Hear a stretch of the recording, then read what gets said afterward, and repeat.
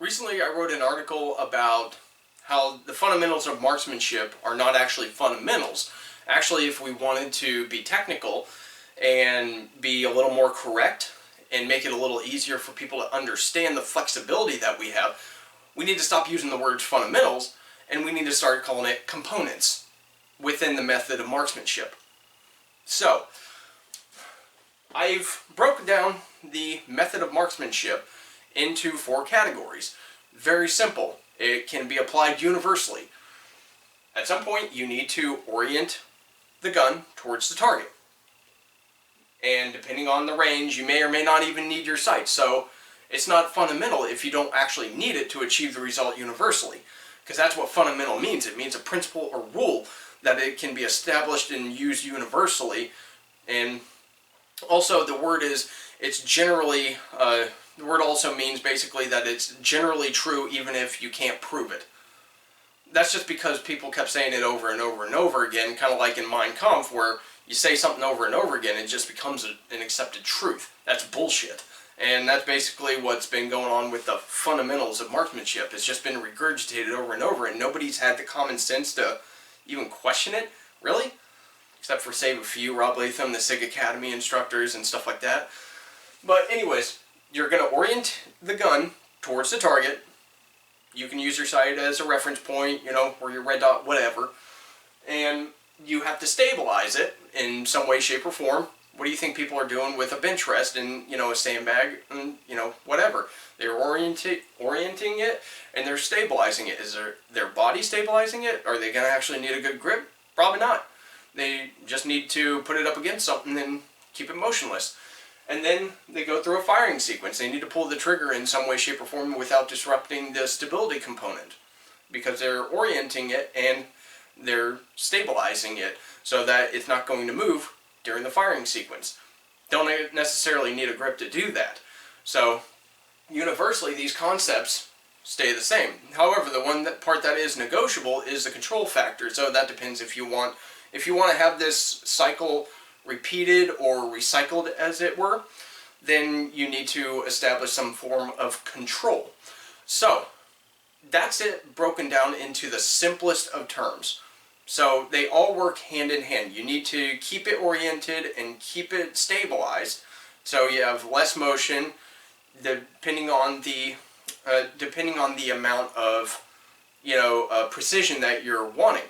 And therefore, depending on the precision that we're desiring, or given the objective that we're trying to complete, we can pull components of marksmanship.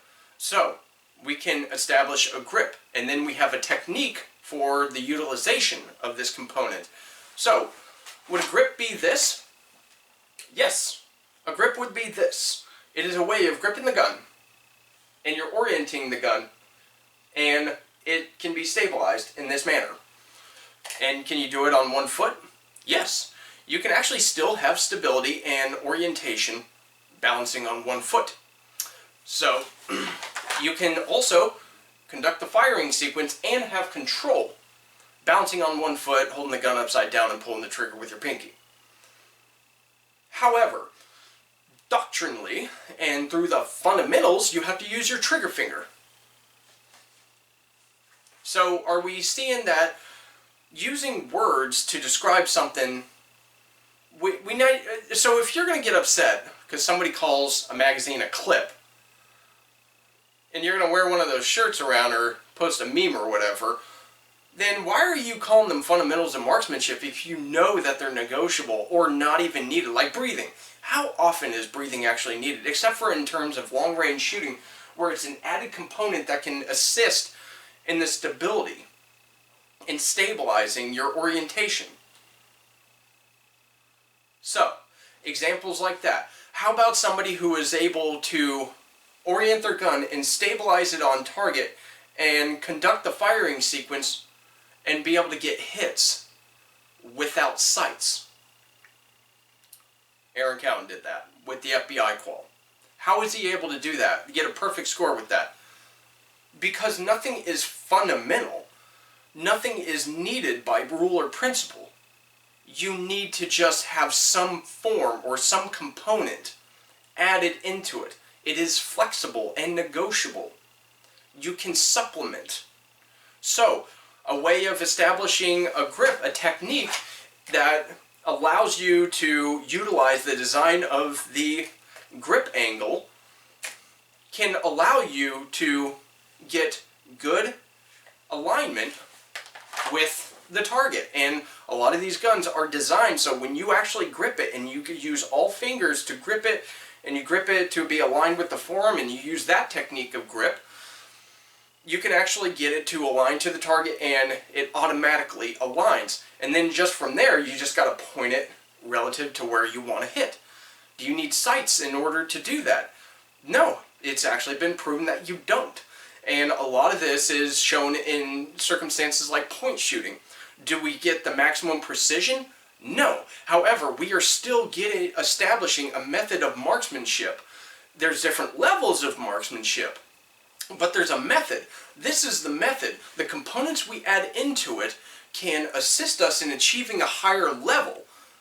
However, if we're going to establish everything as being needed in order to make one round hit at 3 yards, we are overcomplicating it for people that are new to shooting. Okay?